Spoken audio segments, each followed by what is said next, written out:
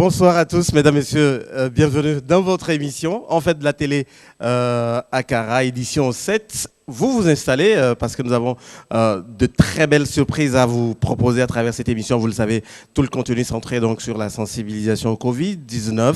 Et pour en parler, nous avons un invité que vous allez découvrir dans un instant. Mais d'abord, Giovanni démarre cette émission avec moi. Bonsoir Giovanni. Bonsoir Magloire et bonsoir à tous les téléspectateurs. Et bienvenue dans cette émission fait de la télé depuis Kara. Merci de rester câblé. Pour la première partie, donc, nous recevons le docteur Agoro Sebabé. Il est le directeur régional de la santé de la Kara. Voilà.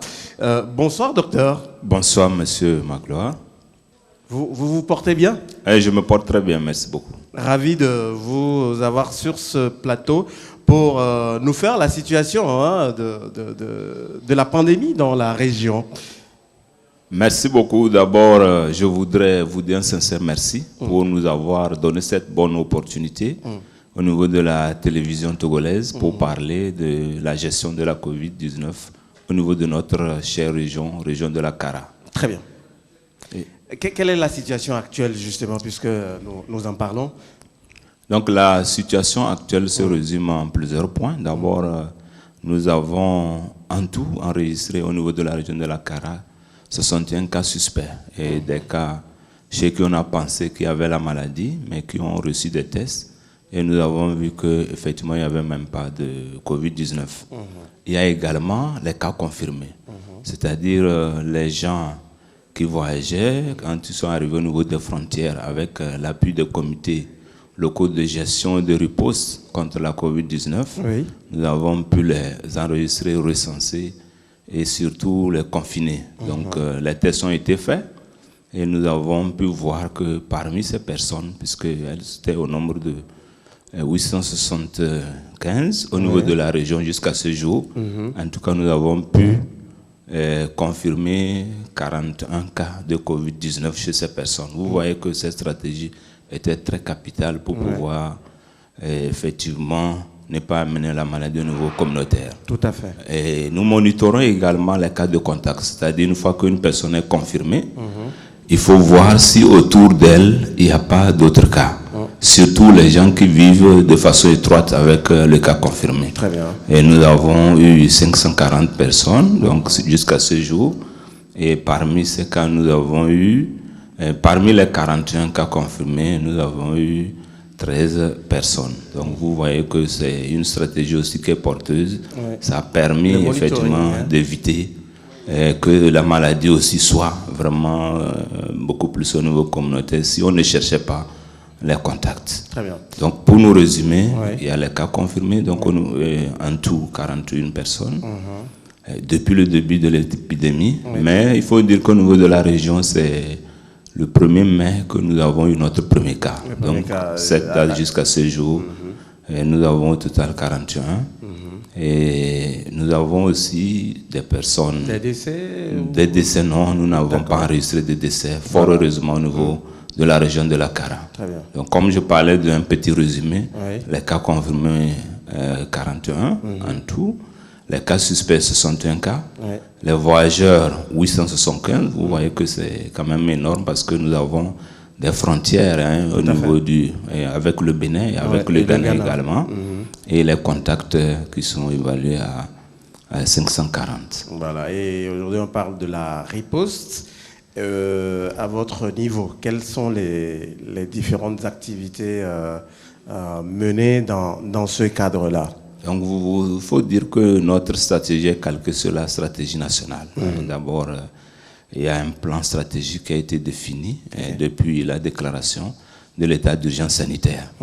Et au niveau du système sanitaire, nous avons aussi des directives nationales de lutte contre le Covid-19 et qui nous permettent de monitorer tout ce que nous faisons. Donc, il faut citer 6 domaines d'activité.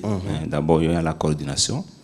Ensuite, il y a la surveillance, les activités de laboratoire, la prise en charge des cas, il y a la communication, la sensibilisation, donc la mobilisation sociale, il y a la logistique et également il y a les activités de surveillance.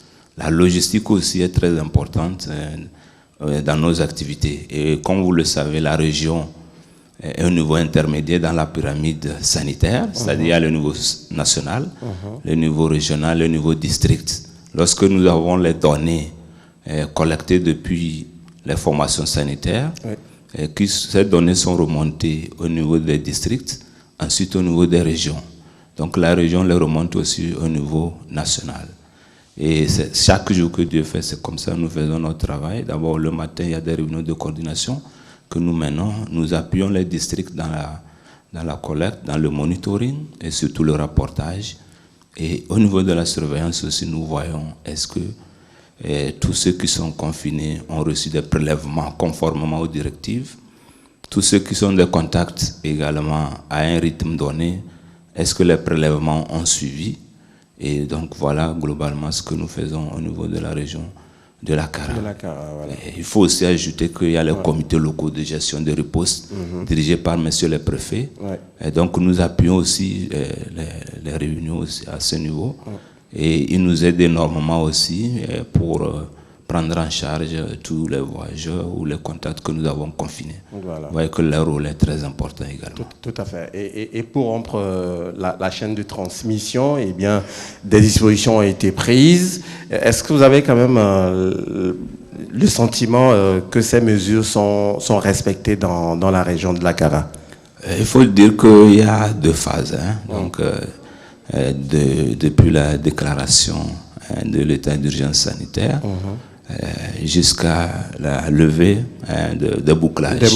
Et donc les gens effectivement respectaient très bien les mesures, les dispositions, le port des masques, donc les déplacements étaient drastiquement réduits et tout fonctionnait effectivement très bien.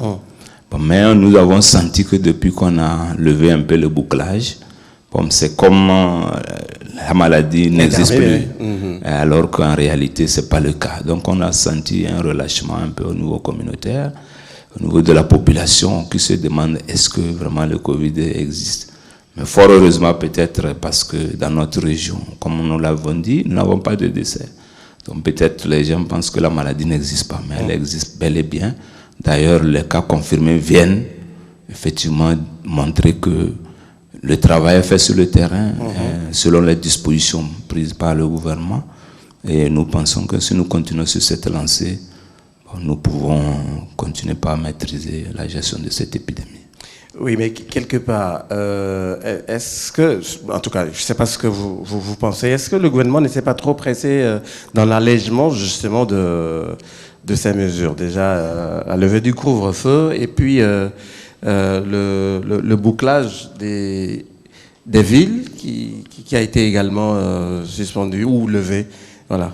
Oh, je ne pense pas parce que tout a été bien mûri sur des rapports des différents ministères, notamment le rapport du ministère de la Santé et de l'Hygiène publique pour montrer un peu le niveau de gestion de l'épidémie. Donc c'est sur ces bases que l'État a pris en compte pour alléger un peu ces mesures.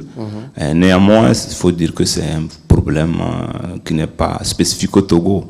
Un peu partout, quand vous lisez un peu à travers la littérature, à travers l'Internet, les réseaux, vous voyez que dans beaucoup de pays aussi, dès qu'on a allégé un peu ces dispositifs, donc il y a un relâchement qui s'est fait sentir. Il faut dire que c'est vraiment un problème mondial dans la gestion de cette maladie. Très bien. Giovanni? Merci à monsieur le directeur régional de la santé de la Kara. Merci de nous éclairer sur certains aspects. J'ai une question toute particulière qui m'est venue à l'idée que je voudrais essayer de vous poser. Et dites-nous concrètement, comment est-ce que se décèlent les cas, les suspects et les cas confirmés? On ne sait pas. Bon, est-ce que vous lisez sur le fond de tel en disant « Ah, est-ce qu'il serait suspect ou infecté ?» On ne sait pas, parce que depuis hier, j'ai eu rumeur qu'on aurait encore trouvé 2 cas, un à Tchare et un à Kanté. Je ne sais pas si c'est confirmé ou pas. Merci beaucoup. Je crois qu'il faut voir différents aspects. D'abord, par rapport aux malades, les malades qui viennent consulter d'une façon ordinaire. Donc, quand la personne arrive, nous avons quand même des éléments qui nous permettent de nous orienter à travers les directives de la surveillance.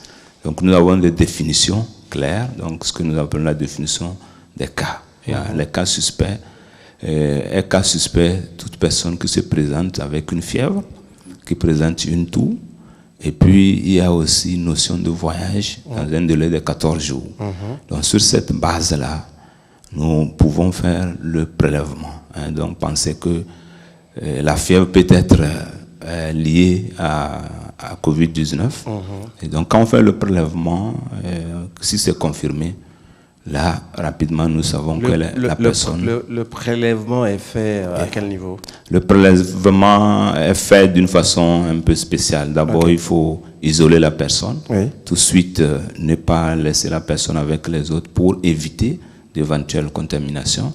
Et on porte rapidement nos combinaisons. Actuellement, c'est beaucoup plus allégé. On parle de surblouse. Et donc, la personne porte un peu ses combinaisons et va procéder au prélèvement au niveau de la gorge. Donc, nous avons du matériel que nous appelons de l'écouvillon. Et c'est à partir de ce matériel que nous faisons le prélèvement au niveau de la gorge.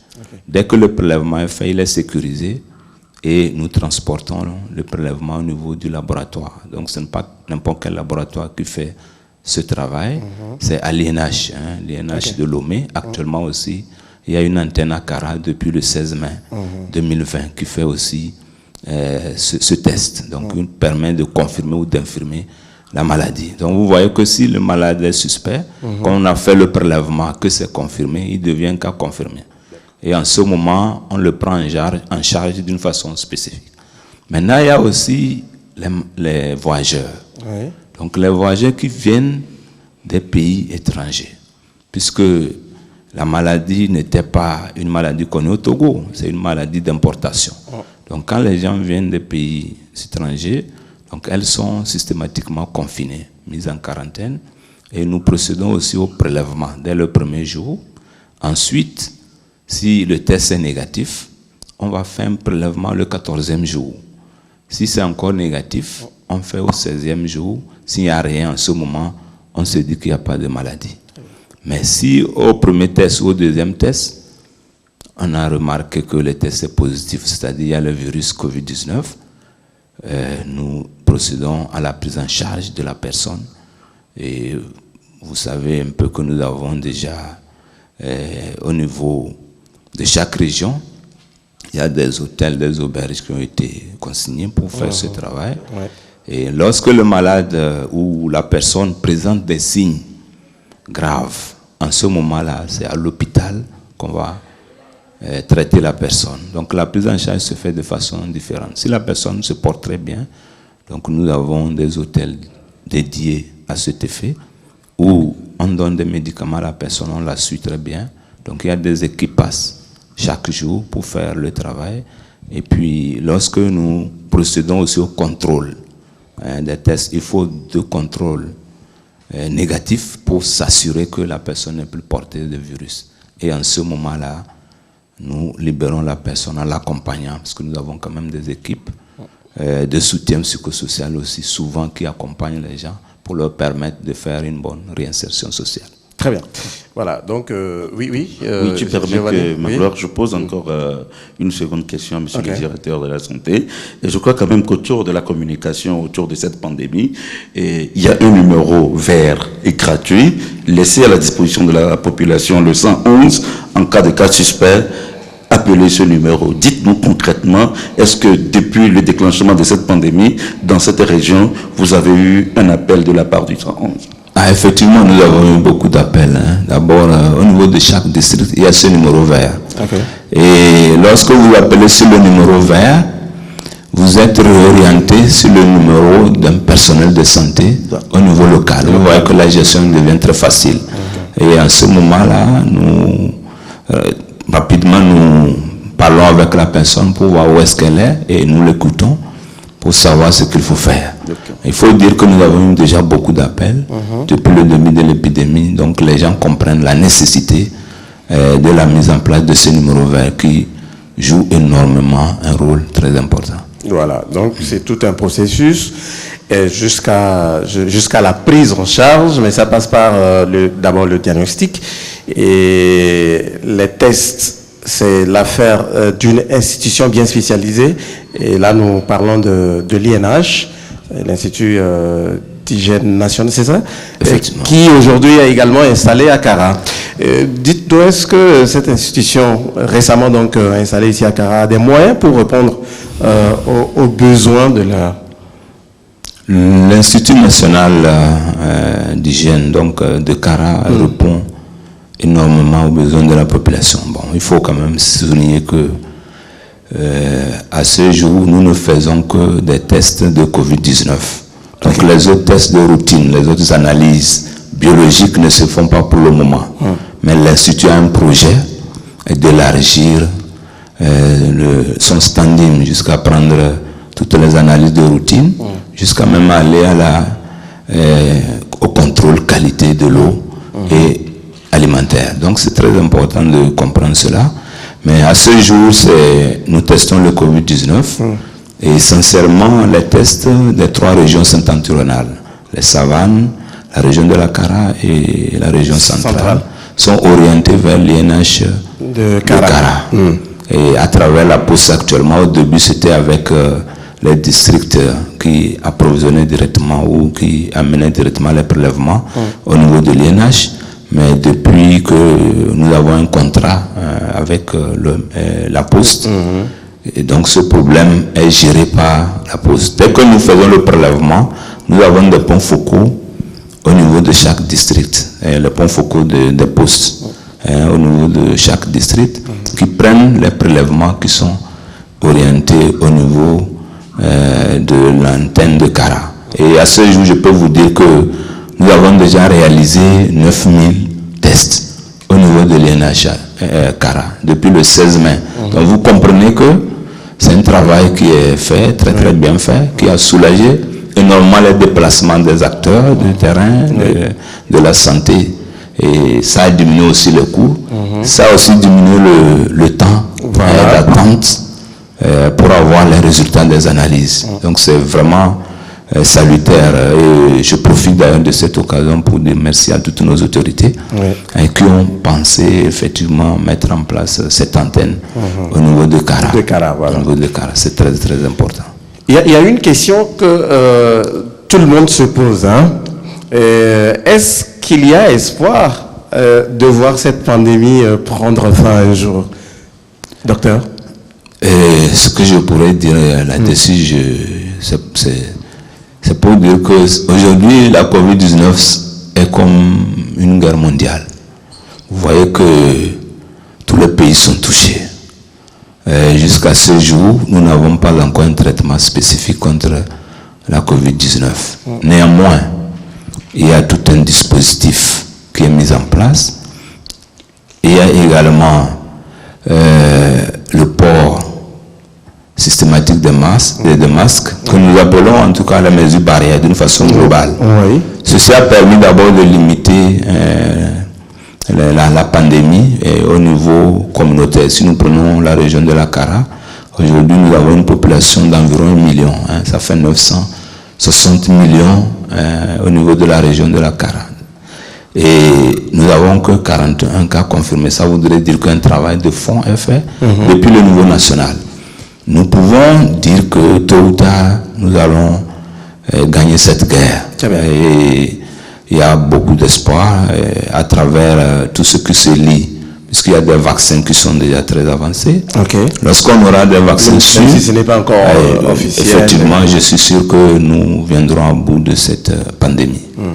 Mais pour l'instant, on vit avec, et ce qu'on nous demande, c'est de respecter les gestes simples, les gestes barrières. Tout à fait, vous avez parfaitement raison, et c'est le lieu de rappeler la population à l'observance de toutes ces mesures. C'est des mesures simples, comme vous l'avez dit.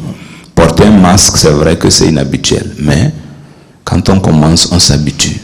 Parfois, quand on ne le porte pas, on a l'impression qu'il est encore porté. Donc ça voudrait dire que nous finirons par avoir cette habitude. Et j'encourage vraiment la population à porter le masque parce qu'il est très salutaire. Il nous évite beaucoup de surprises, du moins par rapport à la contagion de Covid-19. Très bien.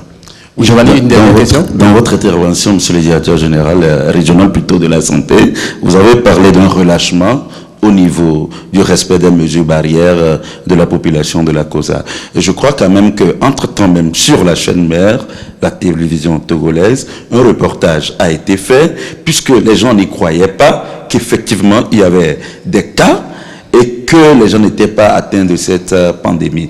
Donc il a fallu quand même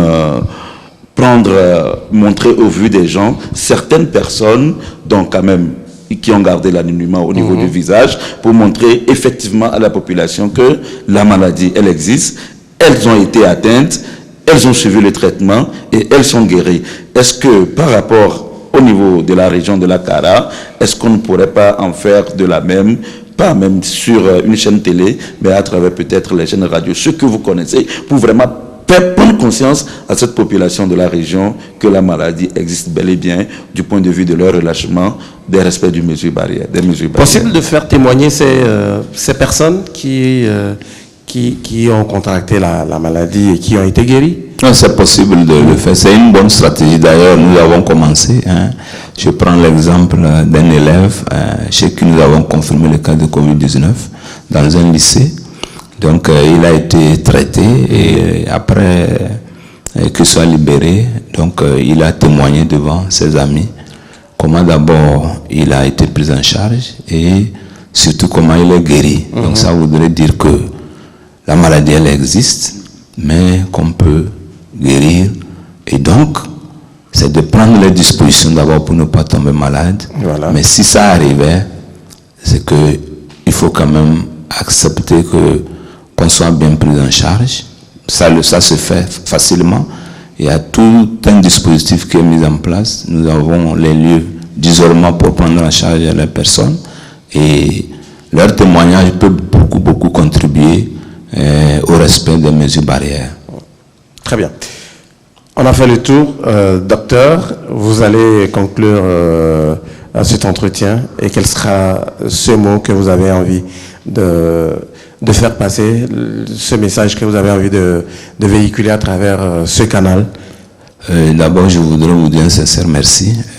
C'est, en tout cas, pour nous, au niveau de la santé, c'est la toute première fois que la TVT nous donne cette opportunité de nous exprimer directement sur au niveau de la région. Au niveau de la région, au niveau de la région sanitaire. Et je voudrais encore une fois vous dire un sincère merci. Si de telles occasions peuvent se répéter, ça nous pourra peut-être de faire du bien pour que la population puisse écouter ce qu'on fait effectivement au niveau local, au niveau de la région. Et je profite aussi de dire à la population de continuer par respecter les mesures barrières. Ça, c'est très important. Il vaut mieux prévenir que guérir.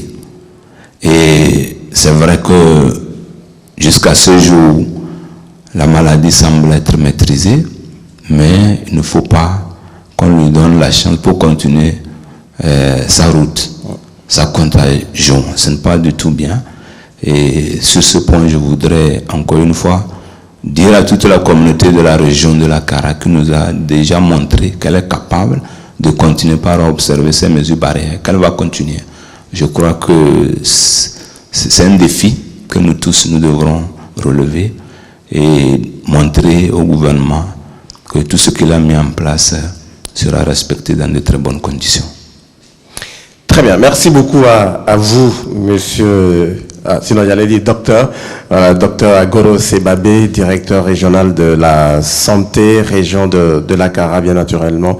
Et avec vous, on a eu en tout cas une idée sur la situation de la pandémie dans la région de la Kara. Merci d'avoir accepté notre invitation et bon retour. C'est moi qui vous remercie. Merci beaucoup. Mesdames et messieurs, juste une pause pour remercier toutes ces bonnes volontés grâce auxquelles on est ici à Kara pour cette édition 7. Merci à la coordination nationale de la gestion de la riposte au Covid. Merci au ministère de la Sécurité. Merci à l'OTR. Merci à Move. Merci à Cap Togo. La pub et on revient après. Vous offre une solution qui vous permet de gérer votre commerce en toute sérénité, la caisse enregistreuse. Grâce à ses nombreuses options, cet appareil est la référence pour économiser sur l'achat des vignettes pour la vente aux particuliers. Évitez le risque inhérent aux erreurs humaines dans la comptabilité. Assurez une transparence dans les informations relatives à la collecte et au reversement de la TVA. Contribuez à l'accroissement des recettes du pays. La caisse enregistreuse, un atout indispensable à tout contribuable assujetti à la TVA. À partir du 1er janvier 2020, la non-utilisation de caisses automatiques et la non-conservation des bons de support ou toute autre irrégularité relative est passible d'une lourde sanction. Pour tout renseignement, appelez gratuitement le 82 01. OTR, Fédéré pour bâtir.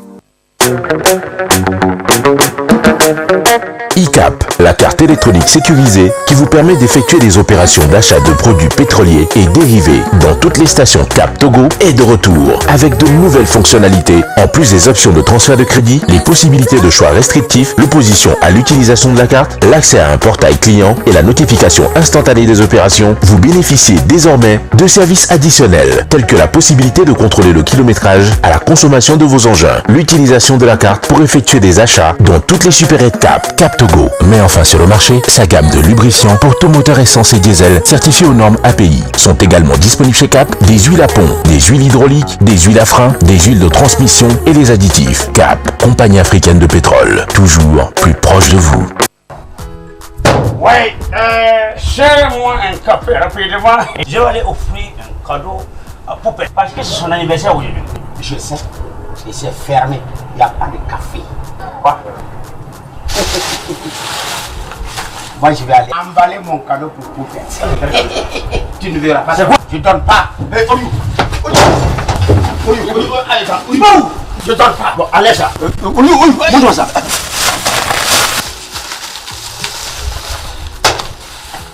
Voilà. C'est quoi ça? C'est bonbon copico. Je sais pas que c'est toi qui te prends la loi. Je vais aller payer pour elle. Va payer. Voilà. Mais je donne pas.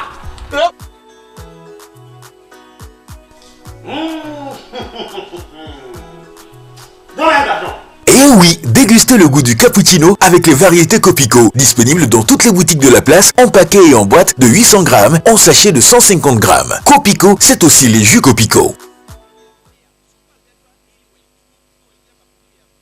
Voilà, retour sur le plateau pour la deuxième partie de cette émission que vous suivez en direct du Palais des Congrès de Cara, en fait de la télé à Cara, édition 7.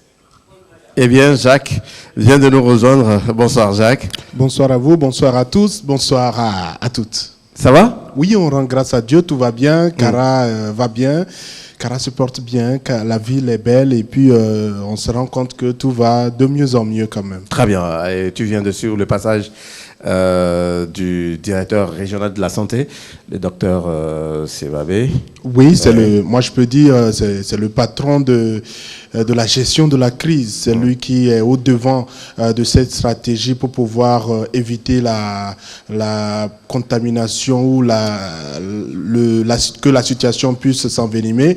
Et comme il l'a expliqué, il y a beaucoup de situations qu'il faut gérer dans cette période et il faudrait donc qu'on puisse déjà saluer ce qui a été fait. S'il n'y a pas autant de nombre de cas positifs dans la région, c'est que les premiers responsables plutôt se sont rapidement réunis pour pouvoir voir comment pouvoir gérer la situation. Et hier déjà, je saluais la contribution des jeunes, des femmes et de tous les acteurs. C'est important pour moi.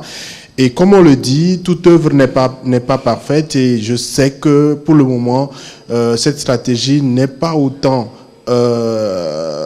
elle ne donne pas de résultats à 100% parce qu'on retrouve encore des cas positifs jusqu'à aujourd'hui dans cette région, ce qui veut dire qu'il y a encore du travail pour ces acteurs-là. Je sais qu'ils se réunissent régulièrement pour pouvoir adapter leur stratégie et qu'ils continuent par le faire parce que je le dis, quand vous circulez dans la ville, vous circulez dans les autres villes environnantes, vous vous rendez compte qu'il y a un vrai défi à relever. Il y a encore beaucoup de travail à faire sur le terrain. Très bien. Giovanni, sans transition, on va aborder en tout cas cette séquence que beaucoup adorent depuis le début de cette 7e édition de la télé à Cara. Voilà, c'est la séquence jeu que tu animes d'ailleurs très bien. Ce que je sais, c'est que tu t'es déplacé aujourd'hui. Bon, pour l'instant, les téléspectateurs, ils ne le savent pas. C'est où tu es allé? J'avoue que j'étais tellement inspiré, si bien que mon inspiration À débordé. a débordé et que ça m'a amené à Défalé et à Niamtougou parce que notre credo, notre savoir, c'est d'amener la télé vers la population. Très bien. Et c'est ce que nous sommes venus faire ici à Kara. Déjà, Défalé, c'est Défalé, combien de kilomètres à peu près, voilà. Défalé, c'est à peu près à 20 km de Kara. Après, au nord, au nord en allant à Kanté ou à Dapan. Donc, c'est un peuple Lamba, c'est un peuple Lamba qui constitue la préfecture de Djufelgou, dont Niamtougou est le chef-lieu de la préfecture. Lamba et Naouda. Et les Lamba et les Naouda qui constituent vraiment la préfecture de Djufelgou. Voilà. Dans lesquels on peut avoir, il y a le canton de Défalé, le canton de Baha, Siou, Ténéga, Kouka, Niamtougou, Konfaga, je pense, et Naléon, et ainsi de suite. Je pense qu'on a en tout et pour tout 14 cantons au niveau de la préfecture de Djufelgou. Allez, très bien. Ben, si je te demande, bon, on va sur le jeu tout à l'heure, hein, si je te demande juste de faire un clin d'œil à certaines personnalités venant de ces localités, tout de suite, tu vas penser à... Au ministre Ayassor, et de Défalé, certainement, et au ministre Bawara, également de la préfecture, à M. Kanikatoa, et à tous ces jeunes promoteurs culturels. Il y a l'autre, Lata, voilà, le colonel Lata. Qui encore, rappelle-moi. Bon, Léon, il y en a tellement qu'on ne peut pas citer tout le monde. Et au moins quelques dames. Maître Kadiaka. Maître Kadiaka, vraiment. Et l'ancienne ministre Achi Assira aussi, de Défalé, Jacques. Je préfère qu'il puisse s'arrêter parce que je sais que c'est l'une des préfectures qui fournit des cadres assez compétents dans ce pays et c'est important également de le souligner. Attention, bon, il y a d'autres préfectures qui en fournissent aussi. Bon, l'une des préfectures qui fournit un nombre conséquent de cadres. Vous ne pas faire de jaloux. Non, j'ai dit l'une. Donc, quand on comprend bien le français... Pas là, mais l'une. Voilà. Je crois que c'est bien. Très bien. C'est important. Oui. Voilà. Donc, on ne pourra pas citer tout le monde, mais juste un clin d'œil au passage. Alors, on va maintenant sur le jeu qui s'est déroulé à Défalé. Oui. Et après à Niamtougou. Ok. Bon, on va regarder ce qui s'est passé. Ce qui vous représente. Nous sommes dans la séquence jeu et aujourd'hui nous avons l'honneur de vous présenter des gens de Défalé puisque nous sommes à Défalé où nous allons nous amuser avec les gens. Donc du coup nous avons un premier candidat. Nous jouons avec la coordination nationale de la gestion de la riposte au Covid, l'OTR et Cap Togo. Bienvenue chers téléspectateurs. Nous allons recevoir notre premier candidat. Adi Moussina. Voilà, moi, je suis là. Adi Moussina. Moi, je sors. Moi, sortir. À la fin. À la fière. Ton nom c'est L'homme d'Armata. L'homme Armata. Donc c'est toi qui produis l'Armata du palais. C'est moi, l'homme d'Armata. Ah bon? L'homme de la grande sécheresse. L'homme de la grande sécheresse. Est-ce que tu sais qu'il y a une maladie qui est sortie maintenant? Ouais, bon, comment on appelle ça? On dit casse-nez. Casse-nez. Maintenant, comment on appelle la maladie là? Qui fait qu'on porte les casse-nez? Voilà, c'est que nous les vieux. Coronavirus, non? Coronavirus. Oui.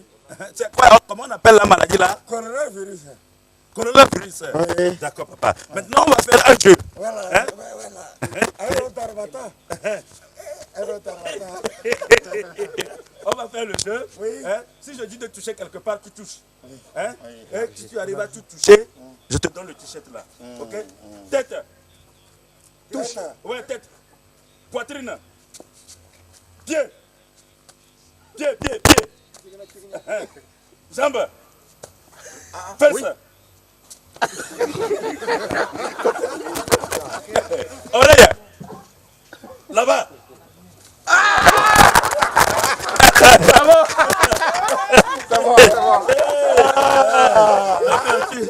Tu repars avec le t-shirt. On fait pas le t-shirt. Merci. Et une casquette. Je te mets.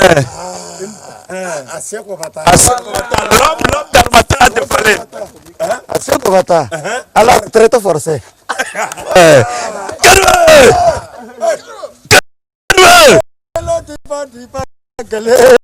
Président Yateba.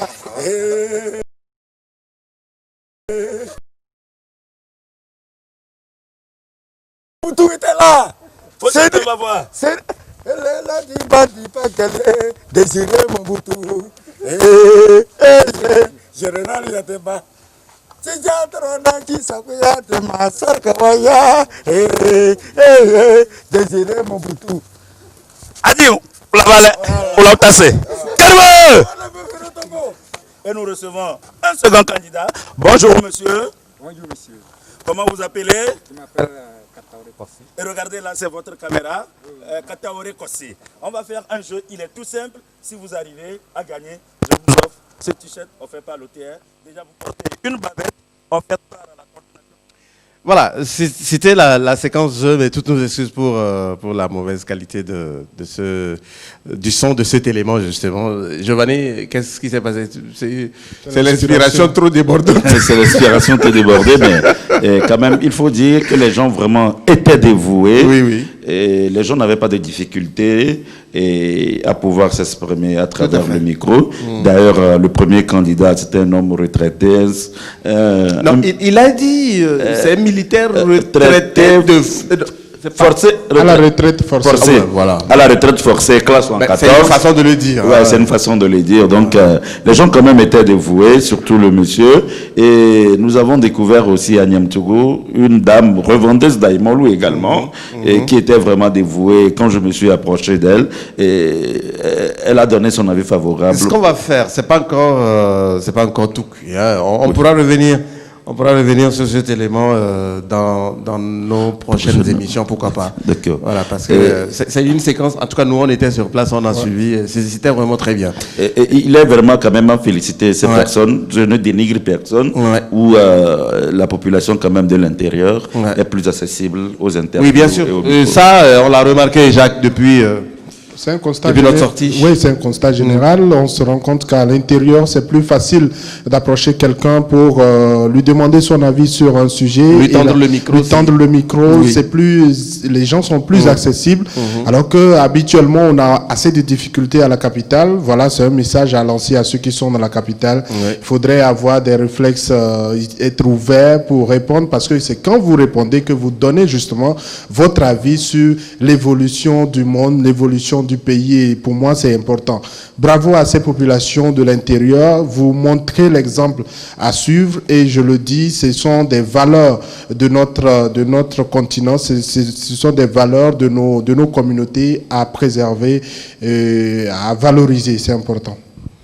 Non, ben, c'est ça, ils sont vraiment félicités, et je crois quand même qu'il faudrait que les autres aussi emboîtent le pas par rapport à ça. C'est une raison pour laquelle nous avons amené la télé. C'est difficilement que les gens découvrent la télé, donc nous avons profité de l'opportunité pour leur apporter la télévision plutôt dans leur maison. Il ne faut pas oublier quand même qu'on m'a offert un truc à manger, donc ça je ne peux pas. J'aurais bien envie qu'on voit surtout cette partie-là, si c'est si c'est possible. Simplice essaye de voir la fin de l'élément. On peut le passer en muet, voilà, pour voir Giovanni à l'œuvre. Ah bon, oui. On va juste regarder la dernière partie de cette séquence de jeu. Voilà. Et j'avoue que c'était bien. Giovanni, c'était bio. Ok. C'était bien, c'était bio. Donc, c'est une spécialité des gens de Défalé et de Niamtougou. Et le coq à l'huile rouge. Tchangbaro. Non, c'est pas ça. Bon, mais c'est pas ce qu'on verra. Hein. Ah bon? Ah là, c'est Niamtougou. Ah oui. Qu'est-ce que tu as fait à Niamtougou?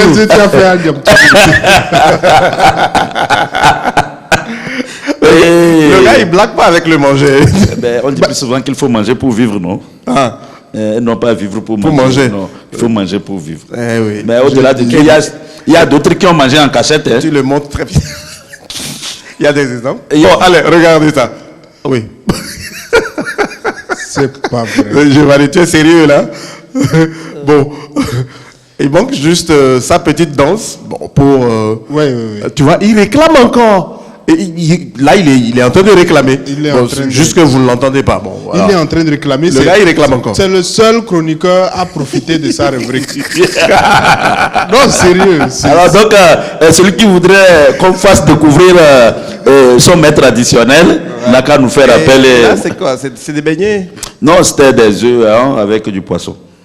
Bon, allez. Œufs de pentade, les œufs de pentade. Ok. Les œufs de pentade avec du vrai poisson. Ok. Là, c'était à Niamtougou et... Non, tu t'es régalé, ça c'est... Justement, parlant de pentade et d'œufs et tout ça, j'ai remarqué dès qu'on est arrivé ici que quand vous voyez en ville, là où on vend par exemple de la viande, le matin, vous voyez, que ce soit les poules ou les pentades, vous les voyez vivants en même temps. Et vous savez que ça c'est du naturel, ça grandit en même temps, alors que habituellement tu arrives, tu vois déjà ce qui est. Tu sais pas d'où ça. Tu sais pas comment c'est fait. Allez, merci beaucoup. Ça rassure. Voilà, merci. Et on va faire encore un clin d'œil à nos partenaires. Et puis derrière, on va retrouver Christian pour son dossier. Et aujourd'hui, il s'est intéressé aux femmes revendeuses d'Agbonou. Juste la pub et puis on revient. Commerçant, OTR vous offre une solution qui vous permet de gérer votre commerce en toute sérénité, la caisse enregistreuse. Grâce à ses nombreuses options, cet appareil est la référence pour économiser sur l'achat des vignettes pour la vente aux particuliers. Évitez le risque inhérent aux erreurs humaines dans la comptabilité. Assurez une transparence dans les informations relatives à la collecte et au reversement de la TVA. Contribuer à l'accroissement des recettes du pays. La caisse enregistreuse, un atout indispensable à tout contribuable assujetti à la TVA. À partir du 1er janvier 2020, la non-utilisation de caisses automatiques et la non-conservation des bons de support ou toute autre irrégularité relative est passible d'une lourde sanction. Pour tout renseignement, appelez gratuitement le 82 01. OTR, fédéré pour bâtir. ICAP, la carte électronique sécurisée qui vous permet d'effectuer des opérations d'achat de produits pétroliers et dérivés dans toutes les stations Cap Togo est de retour avec de nouvelles fonctionnalités. En plus des options de transfert de crédit, les possibilités de choix restrictifs, l'opposition à l'utilisation de la carte, l'accès à un portail client et la notification instantanée des opérations, vous bénéficiez désormais de services additionnels tels que la possibilité de contrôler le kilométrage à la consommation de vos engins, l'utilisation de la carte pour effectuer des achats dans toutes les supérettes Cap Togo. Mais enfin sur le marché, sa gamme de lubrifiants pour tout moteur essence et diesel certifiés aux normes API sont également disponibles chez Cap, des huiles à pont, des huiles hydrauliques, des huiles à frein, des huiles de transmission et les additifs. Cap, compagnie africaine de pétrole, toujours plus proche de vous. Ouais, serre-moi un café rapidement. Je vais aller offrir un cadeau à Poupée parce que c'est son anniversaire. Je sais, et c'est fermé, il n'y a pas de café. Quoi? Moi je vais aller emballer mon cadeau pour Poupée. Tu ne verras pas. Je donne pas. Je donne pas. Bon, allez ça. Bouge-moi ça.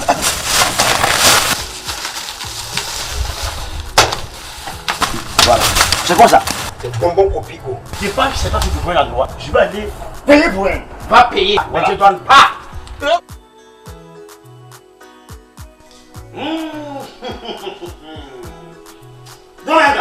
Et oui, dégustez le goût du cappuccino avec les variétés Copico, disponibles dans toutes les boutiques de la place, en paquet et en boîte de 800 grammes, en sachet de 150 grammes. Copico, c'est aussi les jus Copico. Voilà, retour sur ce plateau et merci à la Coordination nationale de la gestion de la riposte au Covid et merci à la préfecture de la COSA et merci aussi à la commune COSA 1. Bonsoir Christian. Bonsoir Magloire, bonsoir Jacques, bonsoir à toutes et à tous. Ça va? Ça va bien. La forme? Je dirais que venir satisfaire les téléspectateurs ici à Kara, ce n'est quand même pas un travail assez facile. Les téléspectateurs sur l'ensemble du territoire et au-delà, c'est pas seulement à Kara. Effectivement, donc vous voyez un peu l'ampleur du travail qu'on est venu faire. Donc je crois que c'est fatigant, mais tant que c'est dans l'intérêt des téléspectateurs, on est là et puis on sait que ça va aller. Le sacrifice n'est trop grand quand il s'agit de... La jeunesse. La jeunesse ici, non, de satisfaire les téléspectateurs. Il a repris. Allez, voilà. Donc, Atapamé nous intéresse aujourd'hui, et plus précisément à Agbonou. Effectivement, après Belé et Noche, nous sommes intéressés aux femmes, ou du moins aux femmes qui sont dans le marché d'Agbonou à Atapamé. Et aujourd'hui, nous allons un peu plus aller dans le sens du respect des mesures barrières au coronavirus. On a vu ces femmes qui connaissent maintenant la mi-vente, mais est-ce qu'elles respectent les mesures barrières? Nous allons voir dans le reportage qui va passer leur réponse. Est-ce que ça va? Est-ce que ça ne va pas? Qu'est-ce qui se passe? Ok. On y va. La maladie à coronavirus continue d'avoir des répercussions négatives sur les activités quotidiennes des Togolais. Le caractère pandémique de ce virus et sa forte capacité de propagation impliquent des conséquences sur l'ensemble des secteurs d'activité. Au marché d'Agbonou à Atapamé, le constat est le même. Les échanges commerciaux sont au ralenti.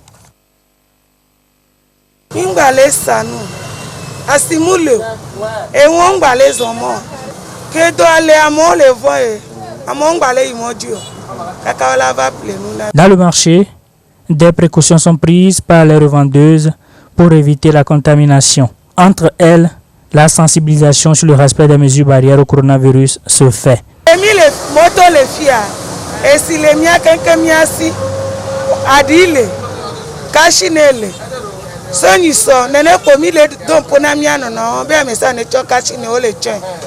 Malgré la sensibilisation dans le marché, il est malaisé de convaincre certaines revendeuses à respecter les mesures de protection.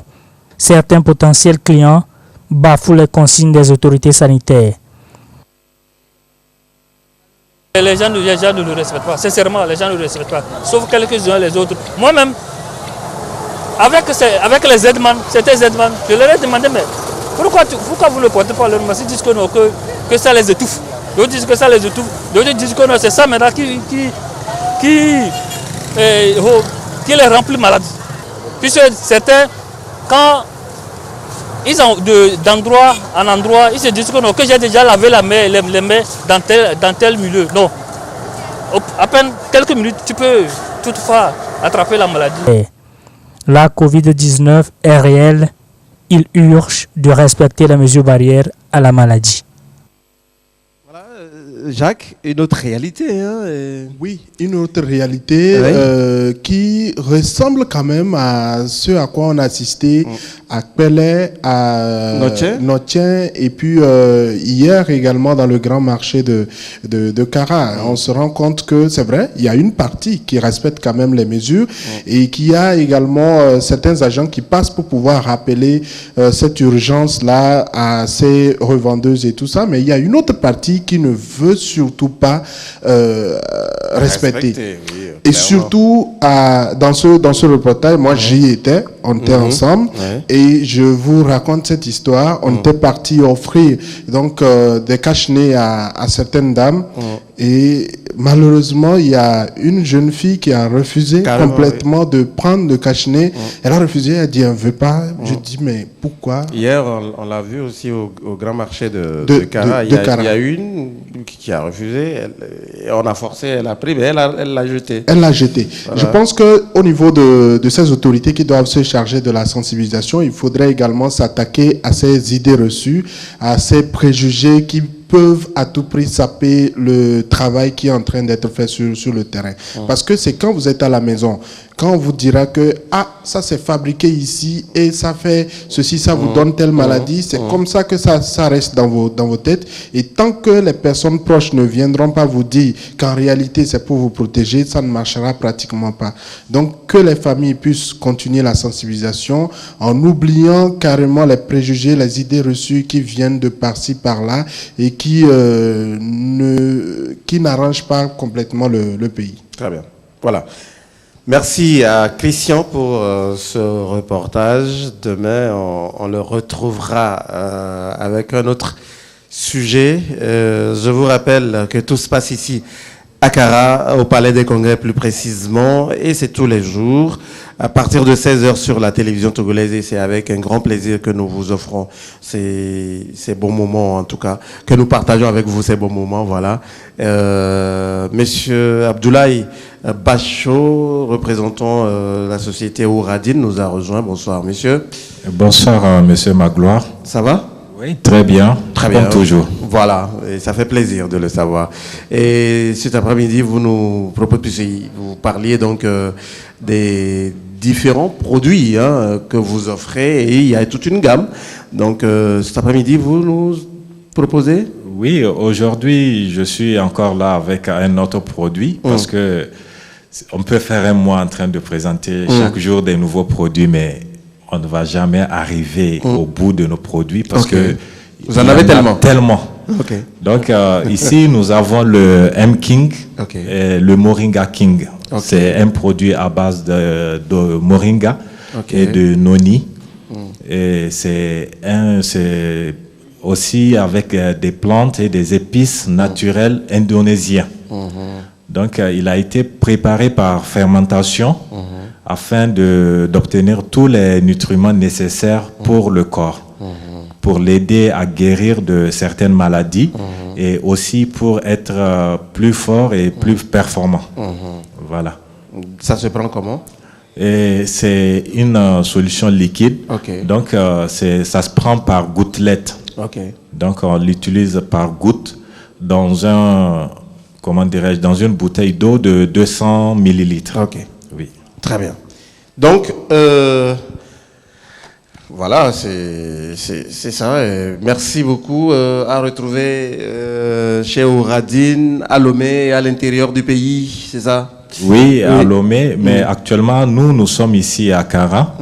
Donc, toujours pour la prospection de nos produits. Nous revenons d'ailleurs même de Ketao, de l'autre côté de Kara. Nous sommes aussi en train de faire du tourisme. Intéressant.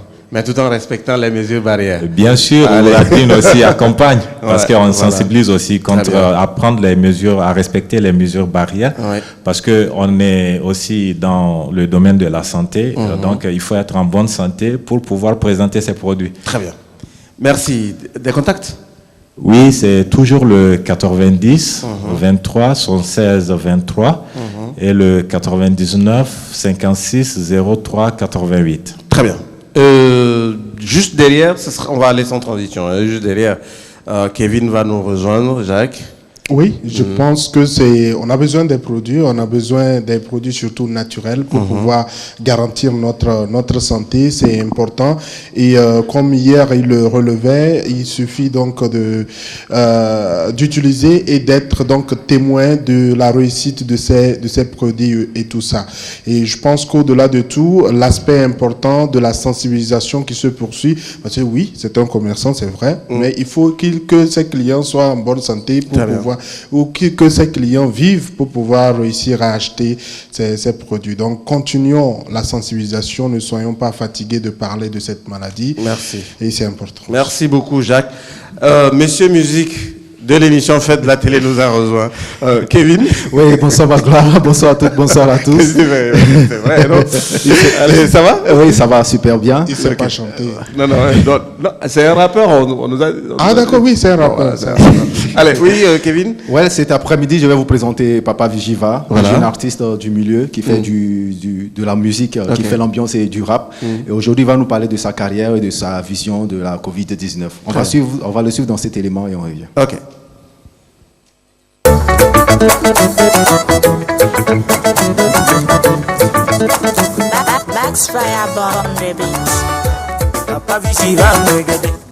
Bonsoir Papa Vigiva.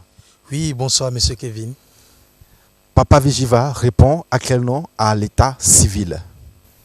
Et oui, bien, je réponds au nom de Simiwela Chao, à l'état civil.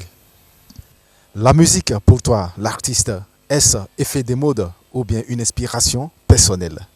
Et pour moi, c'est une inspiration personnelle. Parce que d'abord, il faut s'inspirer avant de composer tes textes et tout. Et il faut faire un texte qui doit toucher vraiment des personnes, des gens sensibles et tout. Voilà. Avec Papa Vigiva, on a combien de singles déjà disponibles? Et on a déjà 7 singles disponibles et sur YouTube et sur toutes les plateformes. Voilà. Et avec cette pandémie, la Covid-19 qui secoue le monde entier, qui secoue bien sûr notre industrie musicale, comment est-ce que tu vis cette période, l'artiste?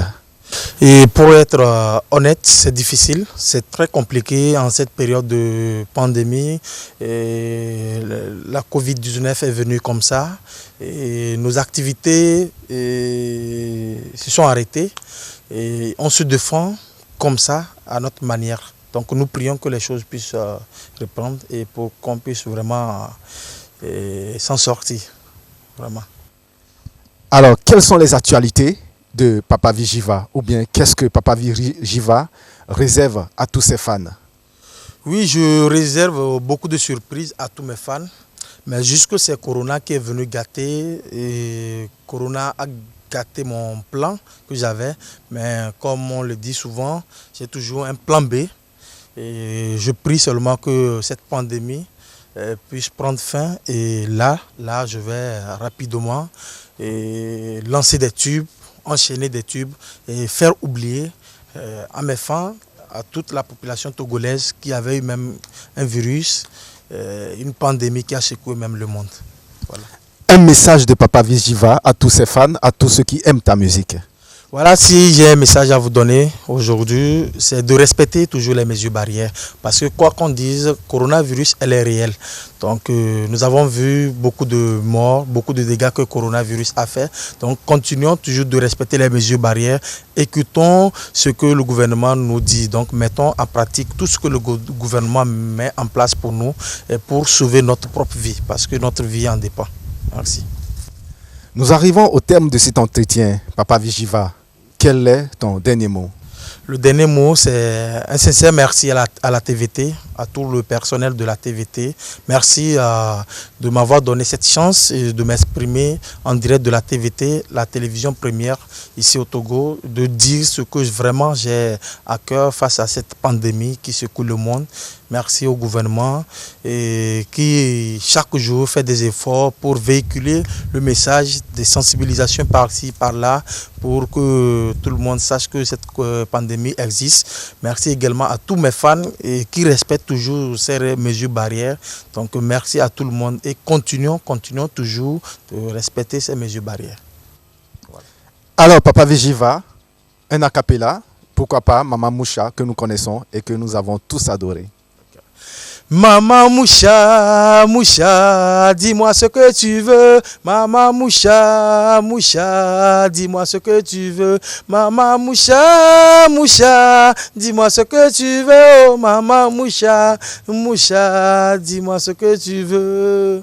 Moucha et moi, on s'est promis depuis des années qu'on va se marier, quelles qu'en soient nos conditions. Mais depuis un moment, Moucha me dit ça peut plus marcher.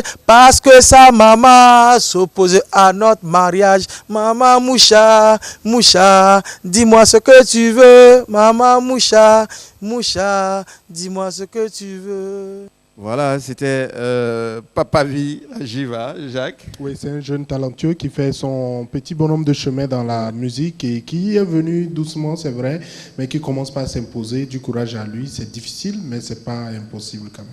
Très bien.